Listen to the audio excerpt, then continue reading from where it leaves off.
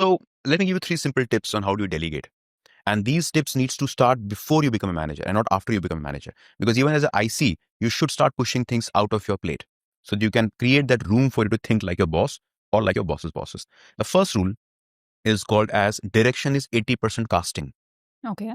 Now we are in the city of movies, and every director, right from Steven Spielberg to who have you, remember one thing, that the most critical role of a director is casting. If I got the cast right, the guy knows his role. Imagine Heath Ledger as Dark Knight's Joker. That's about it.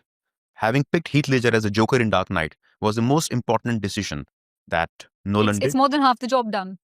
Right? So casting is the most critical thing, which means they're getting the right person for the right role.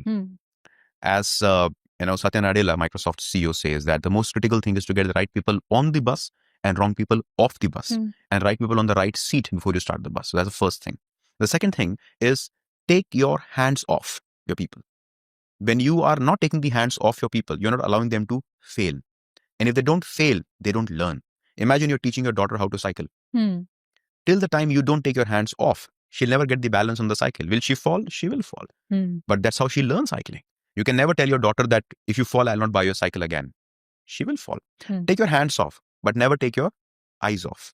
Keep an eye riveted on the person. Because if you take your eyes off the person, he thinks or she thinks it's not important enough. So get the right people in the bus on the right seat. Take your hands off, but never take your eyes off. The second rule. And third rule is always show progress.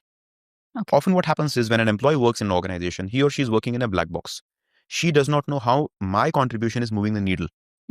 They are spending 8, 9, 10 hours a day, often on the weekends as well. But if I do not see that how my 8 hours, which I'm squeezing out of my family and my own life and of my future, is going to help the organization, let alone the larger society. So as a manager, I must know and I must show that, hey, this was your contribution last week. And look, this is what we achieved. So if I can relay and communicate how your contribution impacts a larger objective, and to, of course, have an objective at the first place.